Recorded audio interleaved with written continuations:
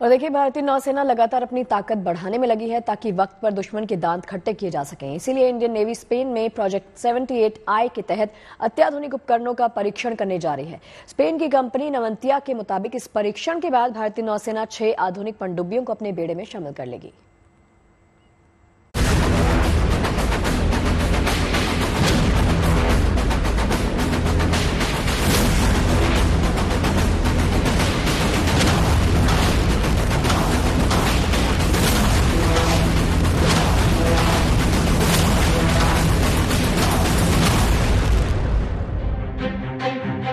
समंदर में लगातार बढ़ रही है हिंदुस्तान की ताकत।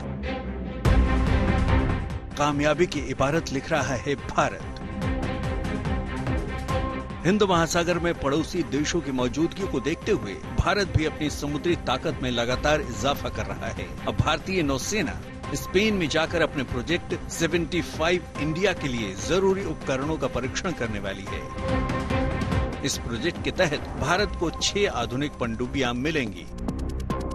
स्पेनिश कंपनी नवंटिया के चेयरमैन रिकार्डो डोमिगुएज गार्सिया बोक्वेरो ने बताया है कि स्पेन की सरकार और भारतीय नौसेना दोनों भारत के प्रोजेक्ट 75I को आगे बढ़ाने में काफी उत्सुक हैं और हर संभव मदद के लिए तैयार हैं। उन्होंने कहा है कि इसमें तेजी से निर्यात मंजूरी देना, भारतीय सरकार के साथ एक व्यापक समझौता करना शामिल है। ठीक उसी तरह जैसे हाल ही में भारतीय कंपनी टाटा के साथ एयरबस के C295 ट्रांसपोर्ट विमान की डील में हुआ था।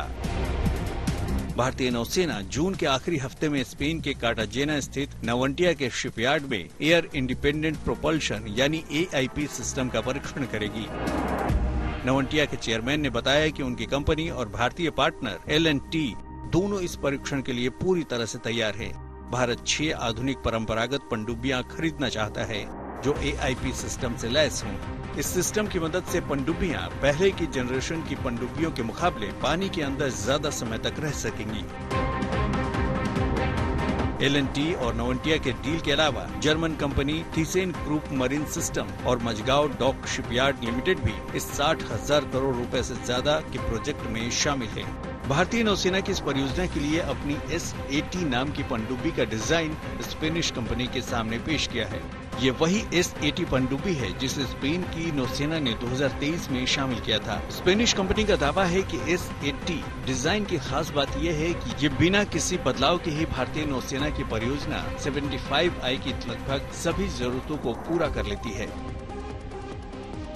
प्रोजेक्ट 70I की बात करें तो ये समंदर में दुश्मन की किसी भी गुस्ताखी का बिना देरी मुंह तोड़ जवाब देने वाला प्रोजेक्ट है। चीन और पाकिस्तान की हरकतों पर लगाम लगाने के मकसद से 1997 में प्रोजेक्ट 75 की नींव पड़ी थी। रक्षा मंत्रालय ने इसके तहत सबमरीन खरीदने की योजना को मंजूरी दी।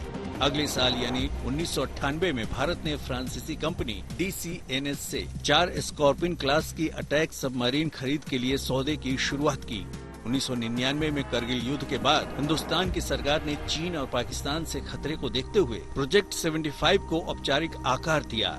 इसके तहत 2030 के आखिर तक 24 परंपरागत पनडुब्बी के निर्माण का लक्ष्य है। बाद में प्रोजेक्ट 75 के तहत देश में ही पनडुब्बियों के निर्माण की योजना शुरू की गई। Mazagon dock ship builders limited में डीजल इलेक्ट्रिक से चलने वाले 6 परंपरागत स्कॉर्पियन क्लास अटैक सबमरीन का लक्ष्य रखा गया। प्रोजेक्ट 75 के तहत 18 परंपरागत और बाकी 6 न्यूक्लियर सबमरीन शामिल हैं। Bureau report, good news today.